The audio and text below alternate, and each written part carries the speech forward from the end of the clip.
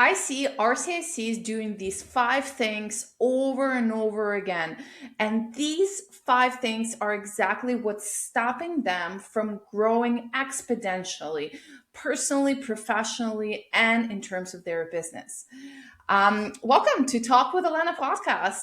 Welcome back to this episode. And today I want to really see and really show you the five pinpoints that I see all the time that RCICs are stuck at that really slowing down and keeping them stuck in terms of their growth. So let's make this episode super practical, efficient, and let's dive right into it. All right, so mistake or challenge, I would say number one is that I see RCICs all the time comparing their businesses to other immigration businesses. I see RCICs checking the prices of their colleagues, trying to come up with the same pricing or comparing their own pricing, whether it's a little bit lower, a little bit higher, and based on other colleagues' pricing, trying to adjust their pricing strategy. I see RCICs all the time looking at colleagues' marketing strategy and either borrowing some tips or copying sometimes, or just not feeling good about marketing. I'm sure that you're following a lot of immigration companies. I'm sure you follow a lot of RCICs on social media. And I'm sure that you've had the same feeling as I've had when you watch somebody else and you think, oh my gosh, they're so good in their marketing. Look at those views, look at the success. I feel just less off. I feel like I'm not able to do that. Why my content doesn't hit those indicators? Why my content doesn't seem to perform that well? And then you try to find reasons, try to, follow them even more closely, but it doesn't really fill you with any results other than feeling a little bit yucky about yourself. And I've been there time and time again. And trust me, comparing your business to other RCIC business is just fool's job. It's not going to do any good to you. Now, don't get me wrong and don't mishear me. I want you to collaborate with other RCICs. I want you to have friends RCICs. I want you to have positive conversations with RCICs when you're learning from each other, when you're teaching each other, when you're sharing some business tips, when like this podcast, for example. I want you to have those great conversations and great experiences with RCICs that are rooted in truly in learning and collaboration and really just teaching and learning from each other, but not rooted in comparison, not rooted in really trying to see who is better, who is worse, who is doing a good job. Oh, I wonder how much money does she make or does he make? Oh, I wonder, what's there, how many people they employ? Oh my gosh, look, they opened up a new office. Well, I don't even have an office. Should I rent an office? All of these questions are really going through our heads. And really the journey of just comparing ourselves, and not in a good way. A lot of times, not in a good way. I want you to be very clear about one simple truth. Comparing yourself to another RCC, to another business owner, is never going to serve you well. It's never going to serve you well. Approaching somebody and asking them, can I actually learn from you? Can you give me a tip on how did you manage to grow your team to this many people? What was the hardest part about that? How did you manage to get your social media up there? Like how, oh my gosh, I'm admiring. Can you share a tip with me?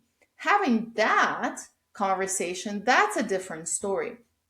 But comparing yourself to anyone else, either from immigration world or not from immigration world, will never serve you well. So that will always stop your brain from being growth oriented, from being positive, from actually looking for opportunities rather than paying attention to challenges or for things that we don't have. that will always let you live in a scarcity rather than abundance, right? And that is why you should really audit how you spend your time. What are your thoughts if you do this? If you do this, then this is something, and this is an opportunity for you to see if this is area that you want to change in your mindset in 2026, because that would be huge. All right, number two thing that I see all the time is actually thinking that all the clients are, meaning immigrants, potential clients, are basing their decision based on the price alone. So again, I see this such a common challenge in terms of our thinking that potentially keeps you playing small, keeps you away from growth, and keeps you just completely like slowing down your business. The assumption that clients that come to us, all they care about is price. Well, listen, friends, it's just not true.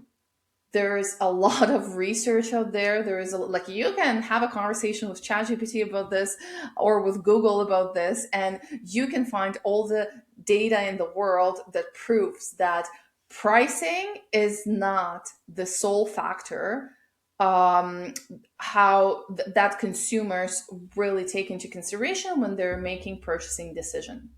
And in our business, it's just not an exception. Pricing is not what drives client whether to work with you or not to work with you. It's just not. And sometimes, I'll be honest with you, it's probably easy to blame a client and to say that, oh, they just don't want to pay money.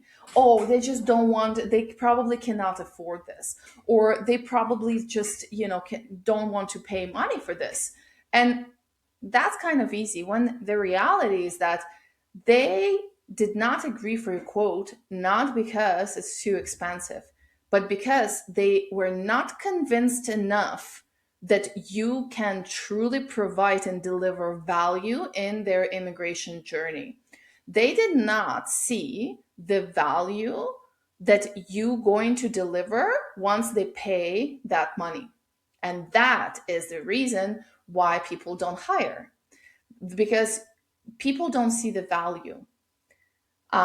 So yeah, I've seen many RCICs. I've seen RCICs who charge $10,000 for express entry. I've myself charged before $8,500 for express entry case. Some people would argue that people just don't pay that.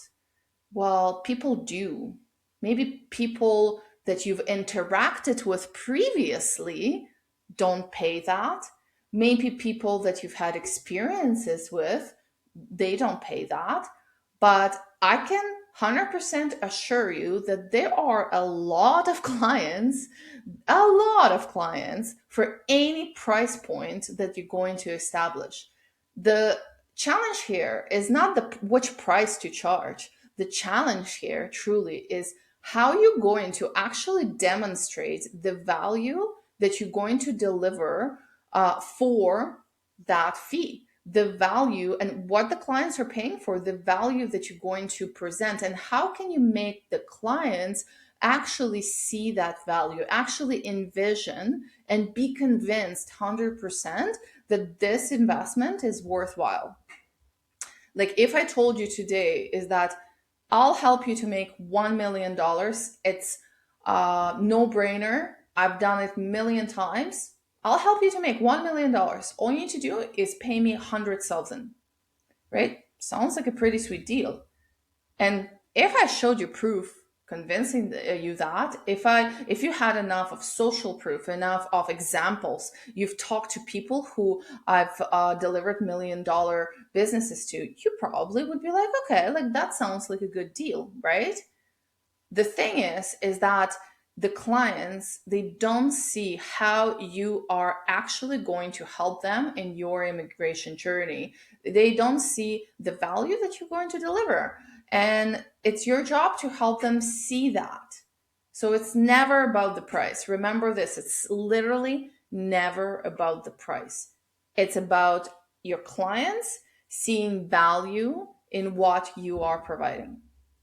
Now, the third thing that I see all the time, and it's all about, honestly, playing small. I see so many of you guys that are not rising up to your full potential because you're worried about what other people think. You're worried about sometimes what your family thinks, what your friend thinks, what your surrounding thinks, what internet thinks, what TikTok thinks, what your community thinks about your fees, about your services, about your website, about how you show up, how you talk, how you sound, what is your accent, how you look. And as a result of all of that, you are playing small. Now, I don't know you because I don't know who is listening right now to me, but I can tell you that you are listening to me right now. You're listening to this podcast, and therefore, I already know that you are destined for so much bigger. You can deliver such a big impact in this world with your work to clients, to families, to people, to this world.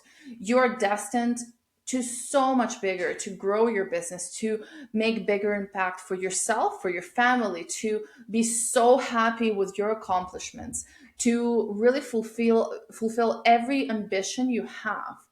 And every single human being deserves that.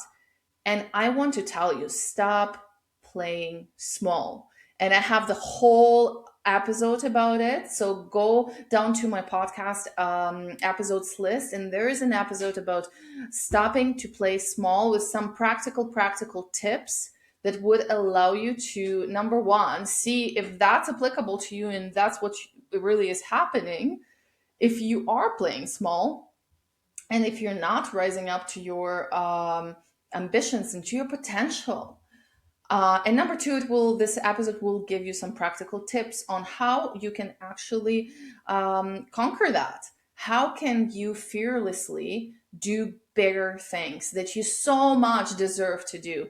Life is so short, honestly. I just celebrated my son's 11th birthday. Like, I don't even know where these 11 years went. Life just truly goes by. And honestly, you have to do everything that you ever wanted to do because that's a true living. Like, that's a true life. You want to do everything that's on your bucket list, including creating and growing business that you're proud of. Okay, so then the next point is all right. Okay, the next point is the fourth one, and it's stop saying that you are bad with marketing. Stop saying that, please, because I've heard this a million times. I see people in RCICs who cannot grow, who are literally limiting themselves from growing. Nobody else is limiting you. You're limiting yourself, your own cap. You are your own cap when you're saying, I'm not good with marketing. I'm too old for social media. I don't know which buttons to push. I'm technically challenged. I don't like to shoot videos. I'm not good at videos. Stop saying that. Stop saying that you're not good with marketing, because the truth is that you don't know if you are good with marketing unless you substantially tried doing marketing. And by tried, I don't mean a couple of posts here and there and a couple of unsuccessful tries. I mean actually putting a real effort into marketing and sales as the one of the most important, if not the most important, areas of your business. So most of people who tell me I'm bad at it, I'm not going to do videos, I'm not going to do this, I'm not going to do that. Most people that are saying this, they never tried. I asked them, like, so what did you use so far? And they're like, oh, I'm not good at it. And I'm like, okay, so do you have anything to show so I can see? They're like, no, I just don't do it.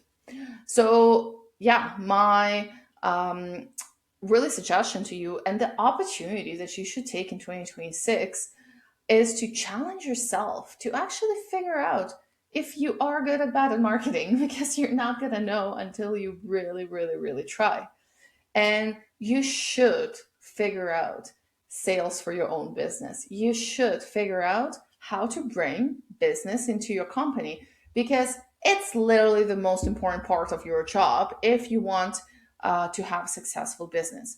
So stop saying you're bad at something. That's just a kind of negative affirmation, right? You know, there are positive affirmations. This one is like like opposite from a positive affirmation. It's a negative affirmation. The more you say I'm bad at marketing or I'm bad at something, the more you actually going to be bad at it and discouraged from doing it, because that's how our brain works. If I say I'm not good at sports, then I'm not going to be good at sports, because my brain is going to be convinced that I'm not going to be good at sports, right?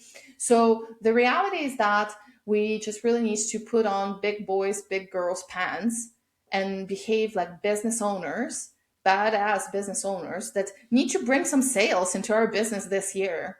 If you want it to grow, if you want it to give you the best life and your family the best life ever, if you want to make impact with your clients, you need to put on big girls pants and you need to do the job of going through the learning curve of learning how to get sales for your marketing for your company. So that's just the true reality. And then finally, point number 5 is my favorite. So point number 5 is something that keeps everyone stuck, sometimes including myself. And what it is, it's consuming versus creating. And what it is, it's applicable not just to content creation. That's not what it's about. It's applicable to every single aspect of your business, of your life, of your mindset, and your actual identity and your personality. Consuming versus creating. So when we are consuming, so let's start with marketing content. If you're consuming more, like what you're doing right now, you're consuming. If you're consuming more than you're creating, then you're a consumer, right? If you're creating, then you're a business owner, true business owner, because the true business owner's job is to create value in this world, to create value, by employing people, by paying them their good salaries, by delivering value, delivering work to our clients, creating value by educating people through your webinars, presentations, seminars. You're creating value every time you post, every time you do anything, you put anything out in this world. That's you being a real business owner and you creating.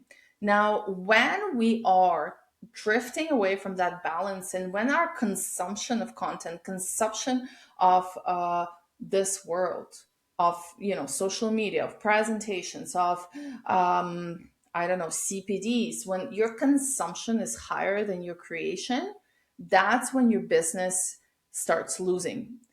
Now, that's not only about, specifically like literally consuming things in terms of content or anything like that and creating things. It's not only about that, it's also about money. Consumption is when you constantly think is that, but what do I get out of it? How much money do I get out of it? How much do I pay myself? How much profit I'm going to make? And don't get me wrong, all these questions are important because we need money. But when you always think, and then on the opposite side, you're like, how much does this cost? So how much do I need to pay for this? How much does this cost? Well, where can I save? All of that is the premise of consumer behavior. You caring about how much money you're going to make and how much money you're going to spend, how much money you're going to make and how much money you're going to spend. That's a consumption behavior. Now, on the flip side, the creation behavior, the behavior of creating value is when you're thinking is that what value can I create here? So when you're hiring a person, instead of thinking about, oh my gosh, like this is the salary that I need to pay them, so it's going to be this much per month, and and that would be my expense, like new salary expense. What you want to think about is that how much value this person is going to create, and we are going to create together, and hopefully we can double that and quadruple that.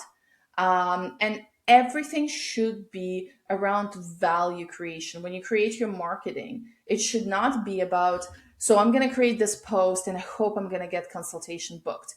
No, it should be, I'm going to create this post to create value to the reader. And money always follow value. Money will always follow value. So when you're thinking as a creator, value creator, because business, that's what it is. It's creating value. You will always have money. When you're creating value for your employees, when you're giving them the opportunity to grow, you're creating value for them of learning, of growing, of making more. You're creating value for your employees. They will work better, they will deliver better KPIs, they deliver better results. Money will follow. You're creating value for your followers, you're creating value for your clients. Money will always follow value. So if you're stuck in a consumption mindset, scarcity mindset, when you're always thinking about how much what I'm gonna get out of it, how much I'm gonna get out of it, and then where I'm gonna spend it, what's the expense, what's the income, and what's the expense. When you're stuck in that, you always will be limited in growth. When you're thinking always about value driven business decisions, that every business decision, whether it's small, like which content to post today or which email, how to respond to this email, if you prioritize creation of value, money will always follow. And that is how growth happens. Okay, guys. Well, those are my 5 things that are very, very common and very close to my heart that I really just wanted to rant a little bit about today. And if you found this useful, I really want to invite you to my impact events. In 2026, I'm holding total of 5, possibly 6 impact events. Some of them are in person, some of them are online. All the net proceeds of these events they're very low ticket, so definitely nothing heavy on your pocket. But all the net proceeds are going for fundraising. They're going to nonprofit organizations and charities that would distribute this money to those in need, to those who really, really need these funds. So this way, these business events are designed the way that I can deliver value to you and help you grow your business. And also, we all can deliver value to our communities by fundraising, by donating, and by really making our world a little bit about a better place. So make sure you sign up for one of the impact events in your city or online. And I cannot wait to see you there. All right, see you there. Bye bye.